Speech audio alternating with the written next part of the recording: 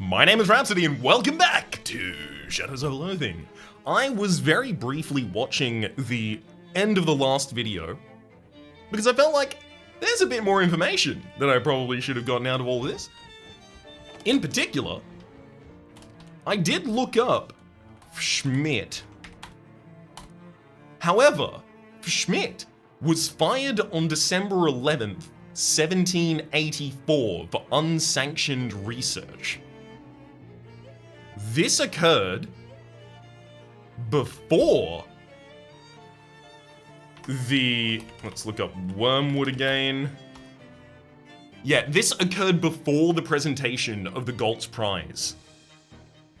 And I believe when I watched that footage back, I didn't actually, in the watchful eye, one second here, Ocean City. I didn't actually, in the watchful eye, check the leftmost cabinet, which is the one that would actually contain this date, for which I'm looking. There it is. December 11th, 1784. You find something interesting. You look up the date of Schmidt's firing. Apparently, he was terminated for doing dangerous research involving exploding paper. The newspaper editors at the time even managed to archive a few wads of the paper. You got an item, exploding hello? Exploding paper wad. A combat item, a deadly blend of old-timey iconography and newfangled atomic technology. In your face, Oppenheimer! Deals 20 to all enemies, an earth-shattering revelation. Okay, just making absolutely certain that not another one of these is ready for us. Yeah, this one's weird. It doesn't just have the day. Like, actually, I don't have to do that. I don't have to enter a date. That one in particular is a little bit strange. Because I already entered the correct date and I already saw the thing for the Pulitzer Prize, but it's not just resolved down to the individual day. Strange. Alright, well. What else can we get done? One thing is a very helpful comment mentioned that apparently what I'm looking for is barnacle removing? Is it barnacle removing or dissolving? Oops. I think it might have been removing that they said? But yes, that barnacle chest can actually be opened. So let's make sure that we do that in this episode as well to start out. That book's expensive, but if I use that book, I will sell it for more than I purchased it for, so. Yep, thank you. Now, just quickly use that book. Oh wait, never mind. It's actually a useful book. This is a textbook about physics, the advanced projectile physics book, but only the parts of physics that apply to firing cannons and stuff. Grants a range damage perk. That's incredible for us. This book is full of all sorts of juicy diagrams and cannons and charts of cannon data and paragraphs which, though you haven't read them yet, you can also assume are about cannons. The diagrams are really advanced. You're gonna have to fire all your mental cannons at once if you want to hit this target. Figuratively speaking. I read it for 75 experience. You read the book, memorizing all the formulae and charts of trigonometry values and stuff. You got a perk. Cannon. You've learned all the angles that matter, +1 to ranged weapon attacks. After you've finished, you hurl the book into a nearby trash can, perfectly predicting the arc of its travel. Swish, baby! Now, have I poured out my Bologna? Or, sorry, not Bologna. My barnacle oil? Looking at our quest items, vial of sandwich bleach. Okay, no, it looks like I made some sandwich bleach instead. Oh wait, I made a bunch of different, wait, I can hold all of these? I didn't know I could hold all of these at the same time, otherwise I would have just made all of all the anti-barnacle ones so far. Okay, make something. So 1, 4, 3, 3. That's a barnacle removing juice. I'm gonna keep it. And then I'm gonna make a 1, 4, 4, 4 for barnacle dissolving juice. I'm gonna keep that 2. And just in case I read the comment wrong or misremember it, I'm also going to make a barnacle annihilating juice, which I keep. Excellent.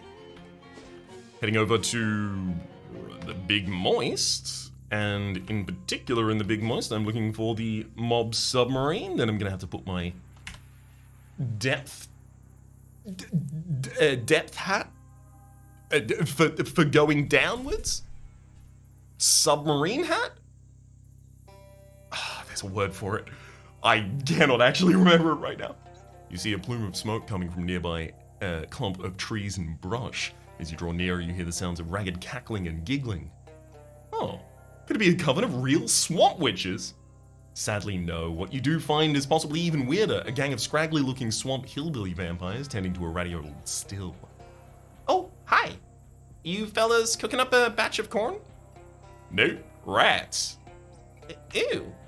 Of course, now you're here, a whole nother recipe come to mind.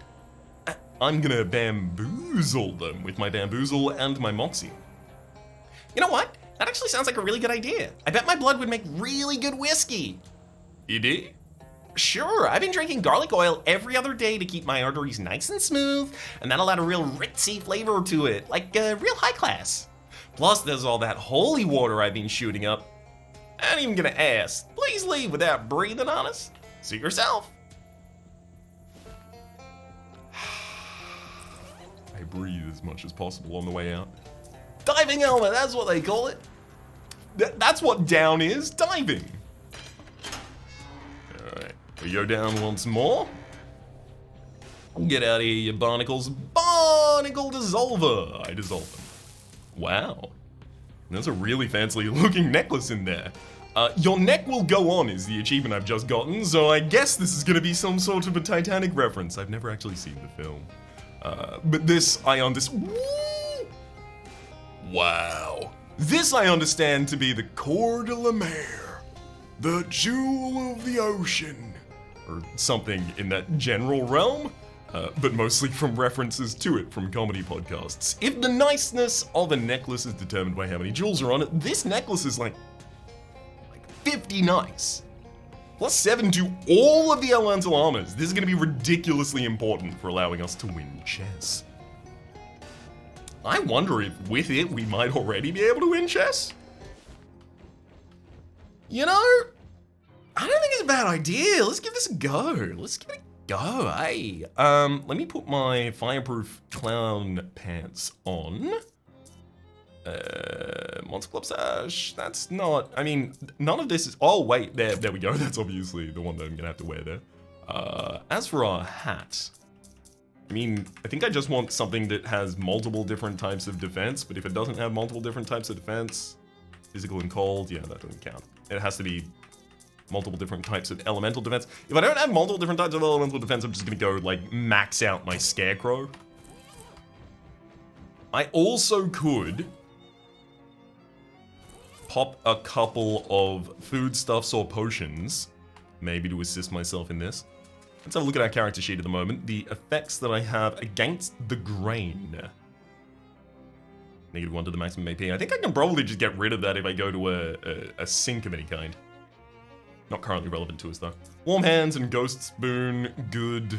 That's a lot of cold armor, so I've got another pretty high defensive stat at the moment. I've only got a booze effect, so yeah, I could get a food effect active. Certainly. Increases your hot armor by 6. Your cold armor by 6. Stench armor by 5. I mean, all of these are pretty appealing, to be honest. I'm gonna go with the fruity ice pop. Because you rarely eat these, you do so quickly and develop a splitting headache. You gain, in effect, ice pop headache. Your sinuses are so cold that they're preventing the rest of your body from getting any warmer than usual. And then I'm also looking for a potion. Increases our hot armor by 5 from the cold water bug. Okay, is there anything else that I have more copies of though?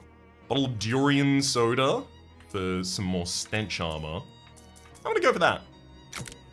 You hold your nose and drink the soda. Then you keep holding your nose, just in case. Nasal grip from a potion. You've got a tight grip on your nose. This isn't reflected in any of your character animations, and it's because you're using a different hand to the one you'd expect. Better safe than smelling this. Alright, I don't think you're ready for this kind of prowess. Jessica. I forgot her name a little bit, maybe, who knows? The bishop who dealt it gambit I'm gonna open with. She says the sun's in her eyes, I open with another, I double open. I make my second opening in a row with my haunted bishop gambit. I can't remember what it was called. The haunted queen gambit, however, follows up. I use the old greasy king riposte and the scorched knight defense. The classic snowman knight response. She responds by saying that the sun was in her eyes, which of course is the book move for that. The pawn's lingerie gambit. Oh ho ho. Jessica's eyes narrow. Nicely moved. Checkmate. Nicely done. I leave the table. Okay, wait. What are you talking about? I didn't get any reward for this. I win again. You know what? I'm gonna call the mob back and call Don T. Heliphanial greetings. Don Toblerone is the personage speaking at you currentaneously. Hi Don, how's the throat? Much improved. And furthermore, I appreciate the convalescatory inquiry, Ryan. You hear the sound of a cough drop being unwrapped. Perchance, are you familiarous with the steed of home, formerly populationed by the set of relations known as the Papasasku? Yeah, I know the place. Helco Oil Conglomeration acquired that and abandonized it because the drilling crew ascertained the presence of subterranean tunnelology inhabited by vampires, and to their detrimentification, either fatally or worse. You hear another cop drop being unwrapped. So there's a mine full of vampires and you guys want them cleared out so you can work it? We have yet to determine whether the mine will be valuable as a mine qua mine, but regardless of the purpose we ultimately put it to, we require the vampires to be evictioned from the premises. Alright, I'm on it. Now I have already done that, if I recall correctly. You look around for somewhere to place the doll-sized chemistry set and you put it on your desk. You put the music box on your tchotchke shelf, writing all the other tchotchkes better than me. I take a look at my tchotchkes. I rub the crystal. I'm gonna wind up the music box, see if it gives me a little bit of a buff. It does! You gain an effect! Haunted! I'm already that. Listening to the creepy music boxes really raise the bar for things that freak you out. I consider the orb, naturally. As one must. Alright, Don, where are you?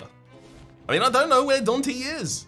I think I evictioned those vampires already. I could have sworn it.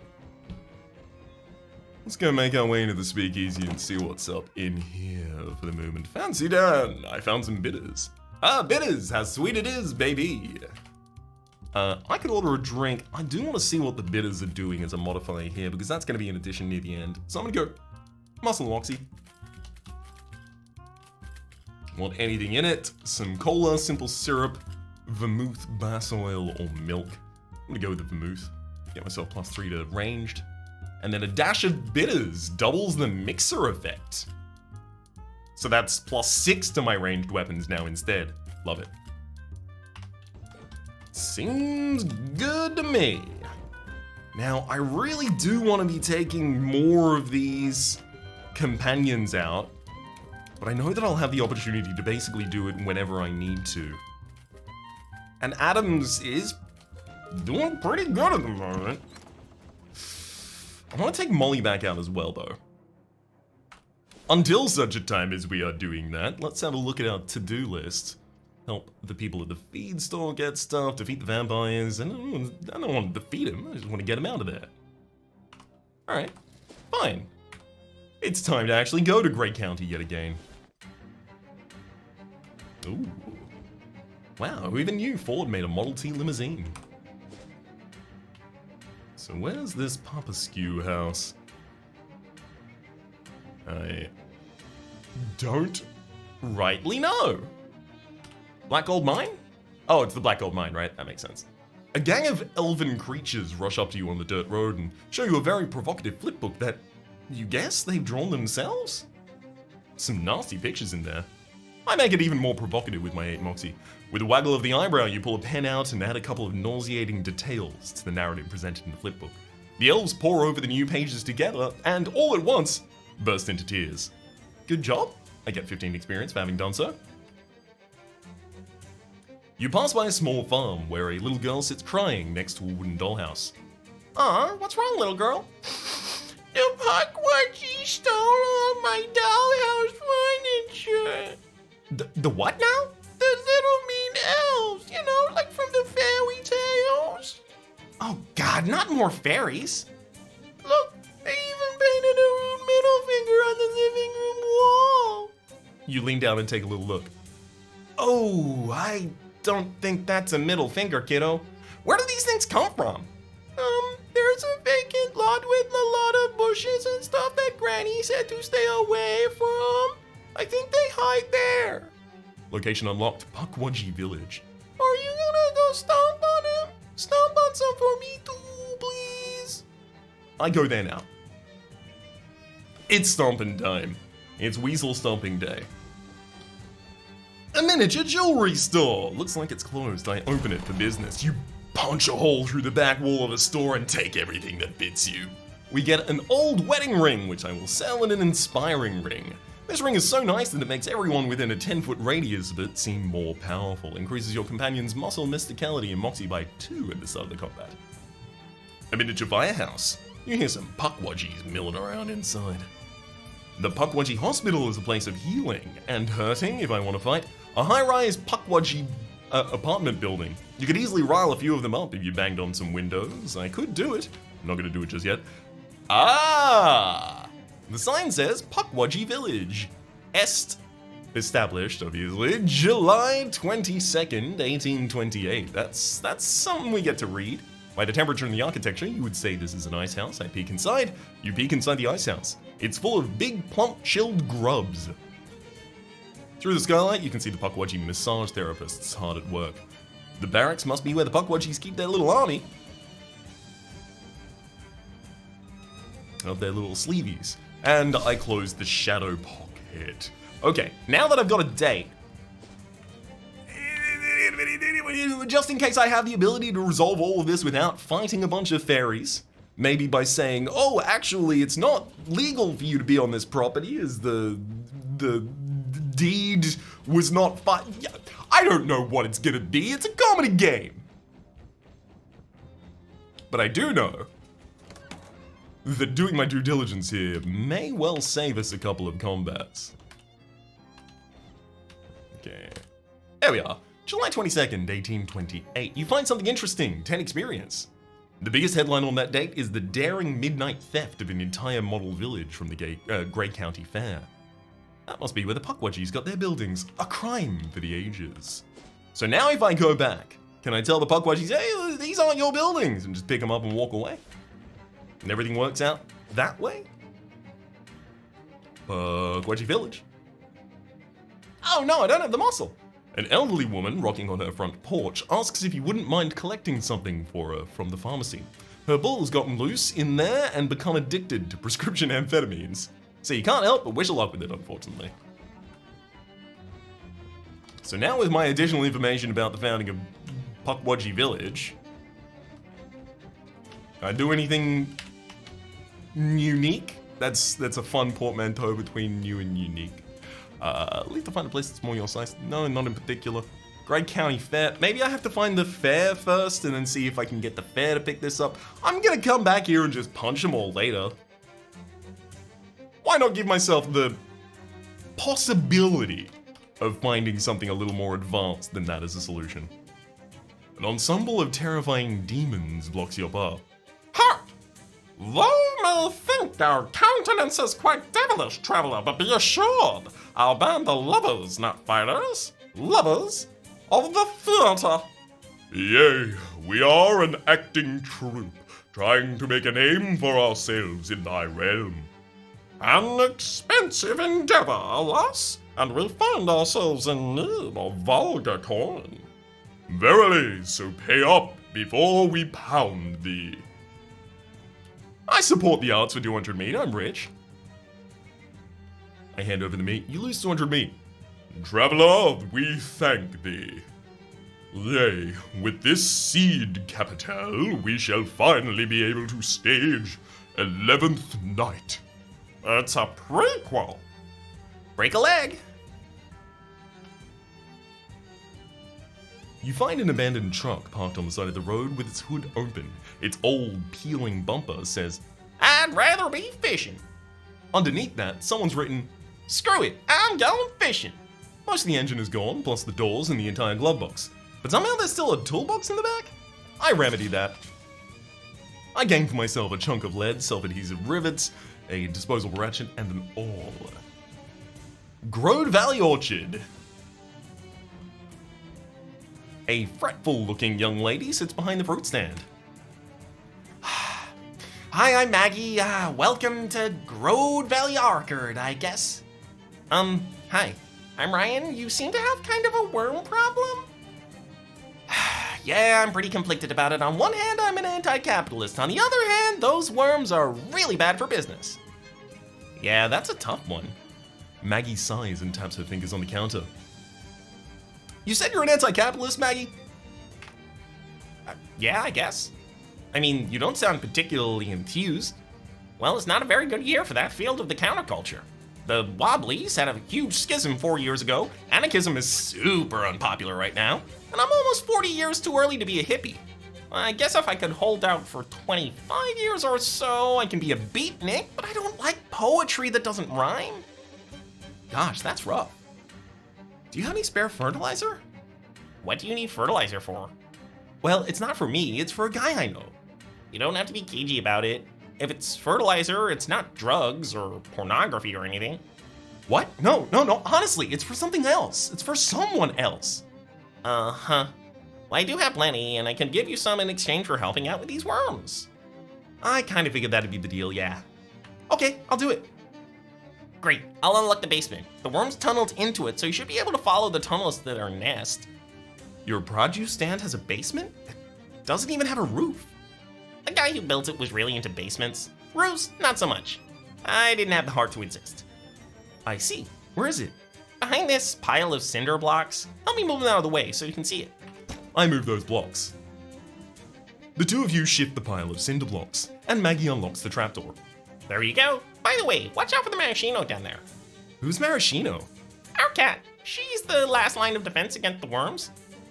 Kind of also our first line. Not very effective. It's hard to explain communal labor practices to a cat. There's a reason the phrase is like herding cats. The pile of cinder blocks is the area's only masonry of note. Someone attached the very, very small and very bad house to this truck. I go inside. No, there's no way that house contains anything of use to a non-hippie. Excuse me? You are casting a great aspersion upon myself. I hip with the best of them. A bunch of bags of fertilizer, more than anyone could use in a lifetime, assuming they only needed a bag every 4 or 5 years. I grab a bag for Grover. You heave a massive bag onto your shoulders, then effortlessly stuff it into your pocket. Technically, you aren't entitled to this until you've finished dealing with the worms, but I guess that I can't stop you any more than Maggie can. You got an item, 240 libs of fertilizer. Whatever the machine does, it isn't doing it right now. I take a look. The machine appears to be missing a part. A worm gear by the looks of things, which I don't have. Someone left an old toolbox down here. Unless they left it a long time ago when it was new. I root through it and find 11-in-1 oil and a piece of scrap metal. This tunnel is clogged with some nasty smelling grode worm offal. I collect some.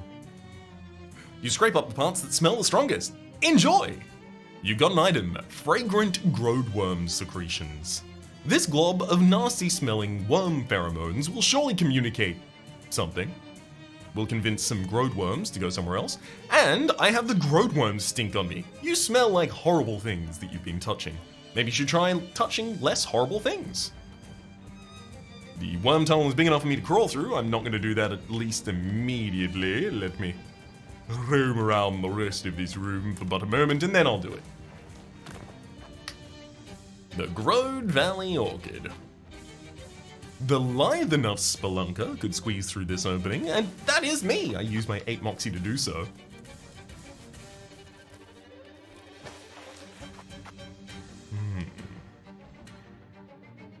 A bunch of grode worms are in your way. A sloppy little pile of eggworm casings. I mess with them. You fiddle with the egg bits until your hands are coated in smelly worm fluids. They get another fragrant grode worm secretion. So because I can't bypass these without, battle at this point, it looks like, I'm going to deploy the secretions to get rid of them. This hole is lubricated with worm goo. It would be the work of a moment to plunge through it. I do that then. You're not sure what this is, but it reeks of worm flesh. I reach in and I gain myself some more grode worm secretions. You plunge your arm into the foulness and emerge with some nasty goo. Alright, I'm gonna do the goo with a very large group of grode worms in my way at the moment. The non-combat route, hell yeah. This is a distressingly large born wormhole. I go through it. The Grode Valley Orchid. Worm Mother's Chamber. Oh, yep, that's you. Oh geez, this is a very large worm. Even I wasn't expecting it to be this big. Is there a non-combat solution to the very large worm? There's a very shiny thing in this pile of rocks which I grab. Oh, a worm gear! How apropos. They call it a worm gear because it's really unpleasant to get one stuck in your head. I love this game. Alright. Let's make our way safely back through the previous passages and then use this worm gear. I think we may be avoiding all combat appropriately in this way. Yeah. That one goes all the way back to oh, look, it's a maraschino! I'm gonna try and pet her, sure. You reach out to pet maraschino, but she wrinkles her nose and recoils. She must not like the horrible worm stench you've acquired. Whatever this machine does, it's not doing it right now. I take a look and I install the new part. It's busily producing low-frequency thumps. Aha! This tunnel is clogged, but I've got the best and worst of it. Okay, I'm gonna go all the way back to the area where the mother would be. I'm assuming that, yeah, those thumps have just cleared all of the worms out of the area. Neat. What have you left behind? Geez, that's a really big wormhole. Watch your step. A massive pile of cast-off worm skin, which I dig through. This is awful. You got an item, worm pellet. A nasty little sack formed around some undigestible material. I open it. You slice open the worm pellet and empty its contents into your hand. You get an old wallet, piano wire ring, and a screwdriver. You're sure these 3 items represent some compelling environmental storytelling, but you can't make heads or tails of what it all might mean. The piano wire ring. A ring made of woven piano wire. It's like your finger is constantly being garroted by an assassin. Piano crush also causes 3 bleeding now. There's a screwdriver. This is the perfect tool for extracting screws from the bodies of people you don't like. I think I may have needed a screwdriver at a point in the past, so I'm glad to have it.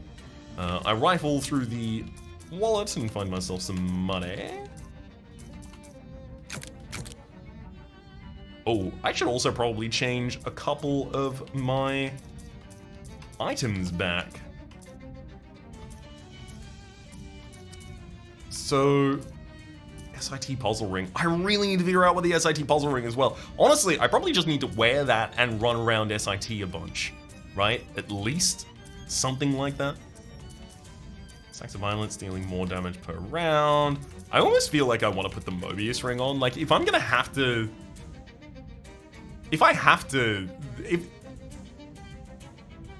Mobius ring's just good. It's just very good. That has a lot of different elemental defense, but I'm not sure it's going to be better than the Monster Club. Sorry, sash for us. Pop the giant maggot back atop our heads. Need all of these stats to be reasonable. And then one of these has 2 different stats on it, right? I'm looking for Moxie and Muscle, ideally. Muscle and Moxie from the Weathered Jeans. And then the accursed fishing rod I'm also going to have to trade out for something else. The antique jaw harp. The problem is all of these doing physical damage. I can't really do physical damage to anyone. Well, not a lot of the time, at least. I'm gonna go back to my dirty sacks. My good old trusty dirty sacks. Ooh, hello, hobo code knowledge. The code reads riches below. You dig through the piles of rocks and claim the aforementioned riches for yourself. A pile of silver bars. We have gotten a fair few piles of silver bars over the course of this run so far, and each of them has been, you know, a quite high tier reward. I feel pretty good about that. Because it doesn't just say just sell it, and rather says these will sell for a pretty penny, I do wonder if they will sell, you know, specifically slightly better to a certain NPC, maybe one who I've not met yet. I need to wash this all off my hands before I go back to Maraschino, though. Maggie smiles and taps her fingers rhythmically on the counter. I dealt with the worms. Oh, I noticed. She was not Australian, excuse me. I noticed.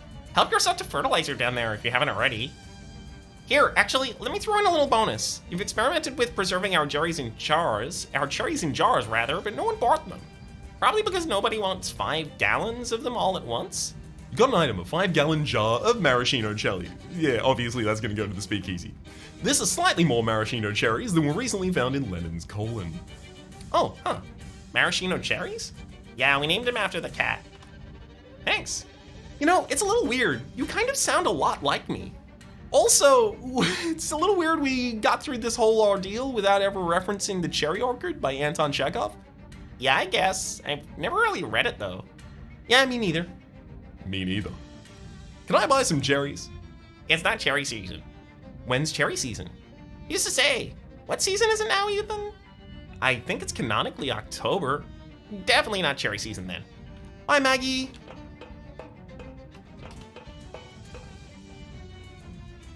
Sad little pair of cherries dangles from this here tree. I'm not even allowed to go into the truck now that I've solved it? What are you, kidding me? Where would I be allowed to wash my hands?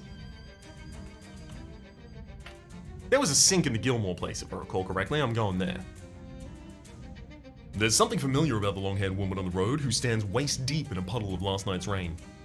Ah, that's right. It's the woman you last saw standing waist deep in a swamp bog. But this time she bears no sword. It doesn't look like she's brought you any gifts or treats at all. For decades, the blade of your great aunt was hidden with my family for safekeeping. Now the weapon is yours, but our business is not concluded.